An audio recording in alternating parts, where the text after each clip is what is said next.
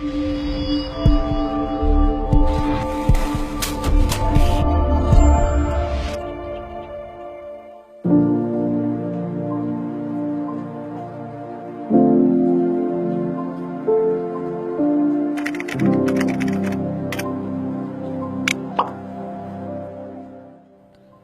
you ever heard of a citizen journalist? The Cropper Foundation, through its relationships with civil society organizations, has launched a 3-year project which helps encourage citizen journalists, teaching them the law, how to write stories, and how to utilize the many different platforms to get their community messages across more effectively.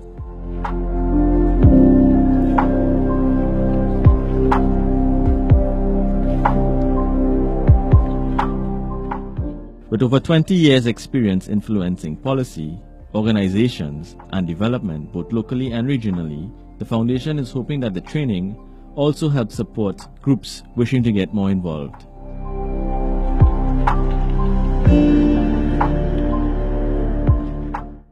Welcome to InspireTT, yet another episode. We are here in the hills of Acono in St. Joseph, and behind me you can see, the picturesque hills and part of industrialization also happening in the background. So I'm here with Zico Cozier, who is the communication specialist for the Cropper Foundation, and we're going to hear a lot more about what they have been doing, in not just in this community but in communities across the country through the Cropper Foundation. Hi Zico, welcome to InspireTT. Thanks for having me.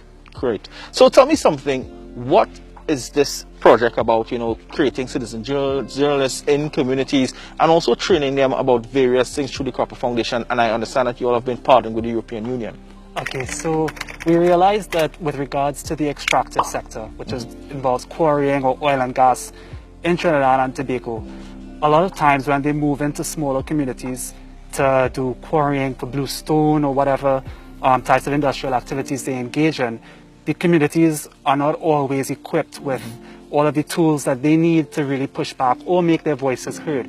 So what the Cropper Foundation decided to do, together with its partners, is come up with a training program called CSOs for Good Environmental Governance, where we try to tackle this problem head on, this battle between the smaller communities and some of these a lot of these companies that are involved in these industrial activities that could feel like David versus Goliath.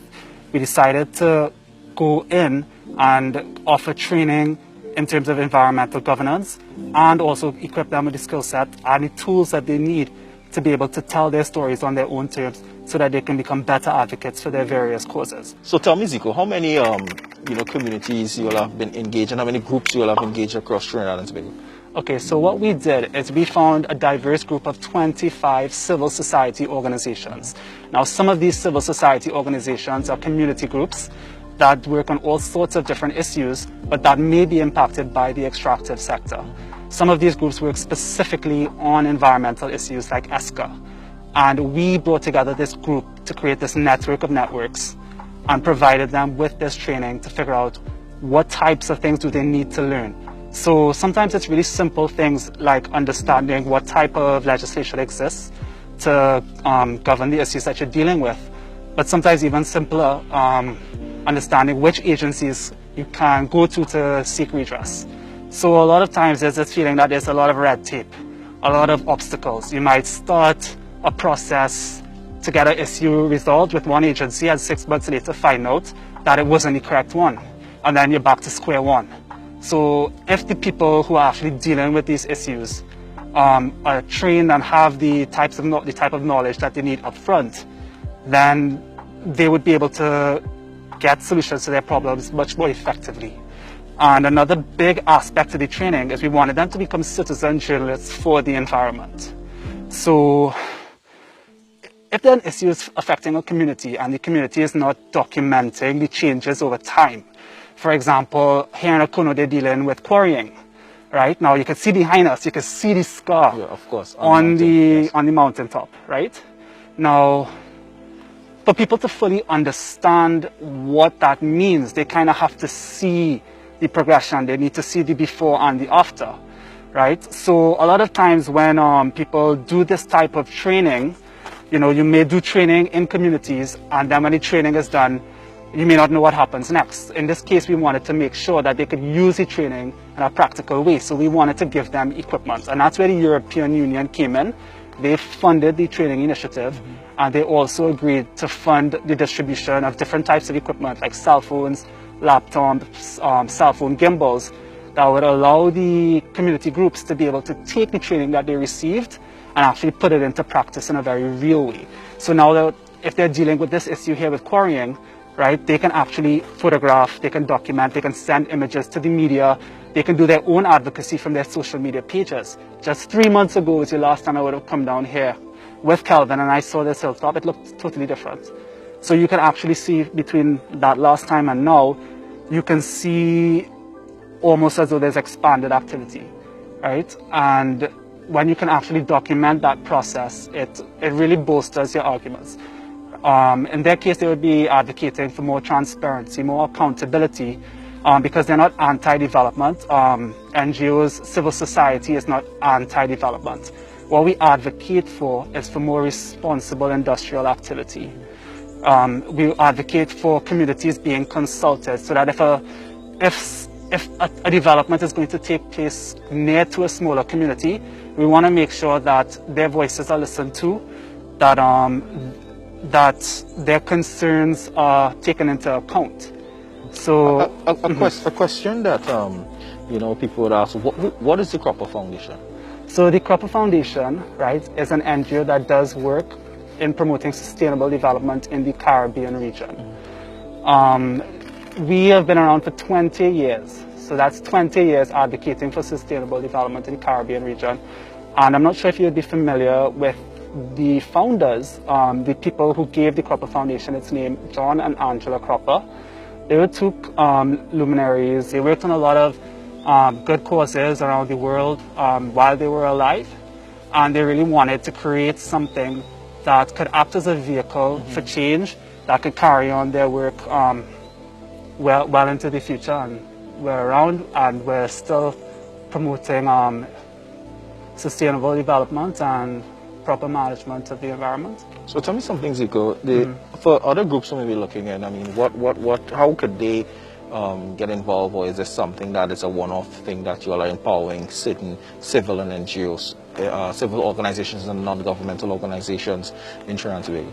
Okay, so to start off, the project started with 25 civil society organizations. The project officially came to a close on December 22nd of 2020. But what makes the project so special is that in order to help empower these community groups and give them a voice, we created a news platform called Cari-Bois Environmental News Network that is supposed to be driven by citizen journalism, meaning that these 25 groups, they all have a voice. They can all use the training that they receive to create news stories, whether it be by writing or whether it be by filming and speaking directly to camera. And these stories can be filtered through the Cari-Bois Environmental News Network. Now, even though it started off with just 25 civil society organizations, the vision is that this vehicle called Cari-Bois Environmental News Network would belong to civil society. So the vision is for it to grow. So what we will be doing moving forward is that the Cropper Foundation will continue to work with the different groups that showed a lot of enthusiasm towards the project, helping them develop different types of skills that they would need to become better citizen journalists. But we're also very open to working with all sorts of environmental activists around the country, anybody who wants to become a contributor. So the role of the Cropper Foundation is that we would act as editors, so to speak, and also as mentors. Also as a sort of a nexus for connecting different people in civil society. So a lot of the times when community groups are facing different issues, this new network that we've created, we're often in a good position to say, I think the person you need to speak to next is this person, or perhaps you should connect with this other NGO. All right, you all heard it from Zico Cozier, the communication specialist at the Cropper Foundation, giving us a detailed idea as to what they do in regards of in just in the environment, but community sustainability as well, and you know, what they have created in the last few months in regards of citizen journalists across Trinidad and Tobago. Again, just to give you an idea, we're in Acono Village in Maracas, St. Joseph, and we are here in InspireTT, and we're going to come to the second part of the interview with Michael Ramsing, where he speaks about the community journalists and talk to some of the residents who would have benefited from this Copper Foundation project. All right, let's go.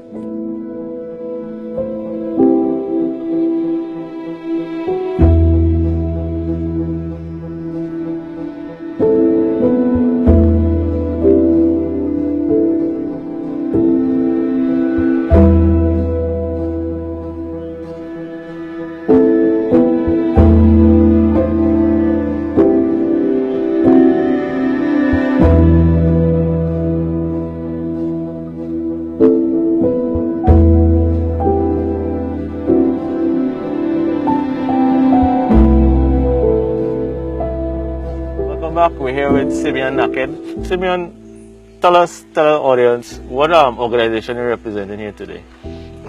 I represent the Acono Valley Dynamic Action Committee. This is an organization that was formed since in the early 2000s. How I happened to get involved in this organization, I born and grew in the village. And all the forests, parents had estate garden. I do garden for a number of years for a living. I still does it, but not for a living again. And there are a lot of issues in the valley. Now the whole of Maracas are issues, but I really was concentrating on Acono because I always believe in the saying that it's not what your community could do for you, what you could do for your community. I born and grew up here. My parents was poor people, and praise God, I work and I build myself in Acono. So it seems that you've been involved in your community, very active in your community for a long time. From day one, from young. What has it been like now, the experience of actually going through this training that the Copper Foundation had offered to community, active community members like yourself? Well, this training was a plus because I learned certain things, but I didn't know a lot already. Being involved with this, because when we started, as I was telling you, it's a playfield we was looking for. And then this environmental business with quarry, and it came up from since in 2004. And by we alone talking, I think that this will make it a mandatory subject from kindergarten. You're teaching them about the environment. So when they grow up with that in them, it's easy. You can even try a piece of paper, you go look for a garbage bin or something and put it. All of that damaging of the environment, understand? People just go in and cut down land. All right, well, with that, we would like to say thanks, Simeon. Thanks, Mr. Naked, for coming here on InspireTT and sharing your story and your passion for the environment. And I hope his story helps inspire others to do the same. Yeah, well, praise God.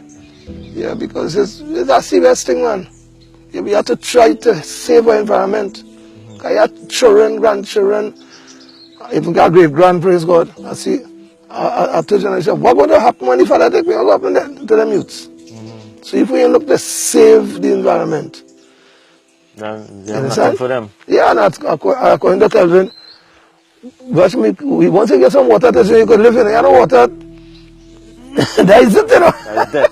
Yeah. So we have to look to save the water. And up here is a watershed. You know? Okay. This is a watershed. Yeah. And some guy know where all those rivers coming from. I could call name. You have a river coming from Corita, there a place called Letiro. So we have to look to save our environment, man. Praise God. Yeah.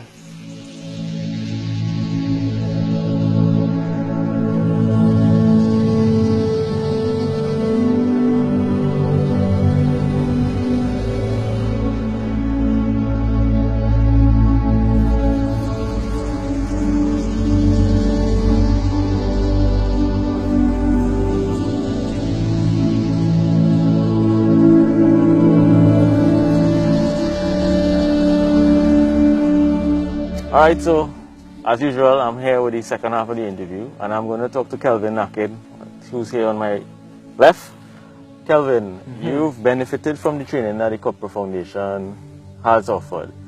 What was that experience like for you? Well, it's one of the best experience I have to say I had in life. Because let me give you a story. In the 80s, when we had a big quarrying problem, I was in the river as a little boy, you know, and watching the fish out of water. You ever hear old people say fish out of water? Yeah. I see fish leave the river and jump in land because of the silk and the poison coming down from quarrying, you know. So as I growing up, you know, and I reached to this time, I joined with this camera self. A friend gave me this from Canada. And I wasn't in no committee at all. I just used to walk the river taking pictures of the dead fish and everything. And I didn't know what to do with it, right? And then after I joined this group called Maracas Action Committee. When I joined Maracas Action Committee, they carried me for a ride, and that is how I end up in the Loibes Institute, right? From the Loibes Institute now, I was so glad to be there because all we did know is about burning tire when we have a problem and setting fire and police come. That's So all you we did know know. that too well. You Too know? well, Yeah. So when I reached to the Loibes Institute and I started take that training, I learned step 1, step 2, step 3. And even though the last step might still be burning tires, Yeah. if we didn't link up with the right set of people to solve the problem in the community. And this is what Loibes Institute trained me to do, to govern, how to govern my community. And one of the most important things, if we don't have cameras and if we don't have our community behind us, we will stop governing. No, you have to continue governing. So for me, one of the most important thing and the best thing in the institute is how to govern your community. And I give myself 100% being there and knowing what I know and how to get along with this environmental problem we have in Maracas St. Joseph right now. Okay, just to give a little context on that, I mean, because guys, you're not here. As we wait through, Kelvin jumped out the car, and first thing I noticed that he did was to take a picture with the same camera that he has had for so many years, which is important. It shows that he really does have a passion for what he's doing too, and for also representing his community too as well, which is the Acono community. Going back to the Cropper Foundation and its training, is there anything new that they taught you, being somebody who went through the training? No, well, as I say, we only did know burning tires, so everything they taught me was new. How to deal with the AMA, even though how to deal with the government, how to deal with the person who in charge or control the industry or whatever problem we have, how to go to them instead of just fighting or making a rare, so to speak. You know, how to talk to them, you know. Okay, so let me say quarrying is one of the biggest problem we have here. So we get to know how to meet the owner of the quarry and how to talk to him about right quarry practices and all those sort of stuff, you know. So everything is new because I wasn't there at all. All I had was this camera, taking out photos, and I didn't know what to do with it at all. Yeah, so the Cropper Foundation, through the Cropper Foundation, everything I get to know is new for me. Because as I say, I was never there at all. I was just in the dark with this camera and I didn't know what to do with it. So, Trinidad, I know you can't see me, this guy is smiling through the mask because he's an upcoming videographer like myself. That was the core of what I've been a cameraman for so many years, and to hear the passion behind it, I know he will be doing some good work. But now, assessing and getting these new tools, what has it been like retooling and retraining yourself, and especially now during this COVID-19 pandemic that we're seeing a lot of people retooling and finding new passions? How was that experience for you? No, well, let me say right now that this virus kind of slow down everything, mash up everything, right? When you talk about new tools, if I want to say like video cameras and stuff, my committee have it. I put my hands on it as yet, because most of the people I'm moving with is ageable people, and they're afraid to come out and stuff. So they have the new tools. What the Cropper Foundation give us, but I don't have my hands on it as yet, right? So I can't say much about it. I see other people with theirs from other committee, right? And I was glad to see it and know that they have that to work. And I can't wait to get mine in my hand, right? Because I want to start working. I want to start this work, and I can't stop. I want to help my community, develop goodness, stop all this environmental bad habits, I should say, going around, and make my community 100% good. So, Calvin, going back to the training, so they teach you how to use camera equipment, they teach you how to do photography, they also taught you how to write articles. What was that experience like, learning to write? Well, that is not just learning to write, it's to put it together and take your time. Because for me, if I do an environmental business in my community, trust me, my blood will go 100%. And I have to train myself to keep calm. That is most important. Because you're having a problem and you have to keep calm to fix the problem at the same time. So that piece of training from Cropper Foundation is 100 again. As I say, I was nowhere at all. So everything I learn and everything, the questions all they ask me and what I get to it is 100% because it was always 0%. So Cropper carry me straight to 100. Right? I wish they could give me something else to do beside my community alone. Let me do something. If ultimate activist, ultimate warrior now. If I could school myself and train myself in my own community, let me start spreading. Let me talk to other community. Don't let this happen to them. Be police all your community. Police it. Right? What I was looking for, and I wish some government official could get the message.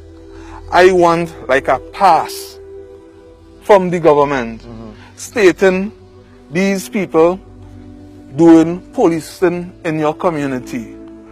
Not only Korean, all sort of rubbish, people's kind of dead dog all over the place. I want to be in charge of that. Hey, all you can do this, and I want to police my community. Because I could have camera, I could be the best cameraman, I could be the best environment man. If I do have a permission, people could think they're gonna want to shoot me because who is me? So I want okay, the government give me something to open this gate for me to fix my community and talk to them. That is where I want to happen right now, instead of just moving alone and unsecure.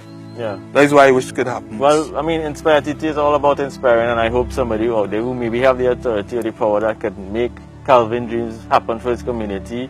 And it's very important to have people like himself, people like the Cropper Foundation, who are actually representing the environment. Because we're seeing right now during the COVID-19, the environment is actually rebooting a lot of things that wasn't sustainable. People are now thinking about sustainability because we're realizing that we cannot always depend on outside forces. We have to be sustainable. We have to. And you've been saying that too. We have to police our own community. We really have to. What is the feeling like now as an activist, having a voice or outlet now? Well, the feeling is like if you have $1 million and you still ain't have enough. I always want more. Okay. That's why I mentioned I want to go out. Go out in the country itself. If I could fix my community, I feel I could fix the whole country. That's why I want. I want work to do. And when I say work, I ain't talk about with pay. Right? I want work to do. I want to help my whole country. As I say some time ago, if we want the country to go 100% good,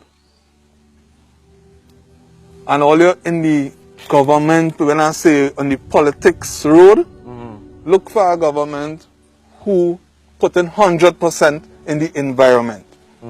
You see a government who want this environment, Trinidad, stop cutting down trees, stop quarrying and stop the oil thing. That kind of government, we good to go. We good to go. We country is 100%. Well, and my final question, as we look to wrap the interview now, what would be your words of advice for youngsters out there who maybe want to become active in their community and be representing and help protecting the environment? As somebody like yourself who went through the trenches, what are the things that they could avoid and what are the things that they could look forward to?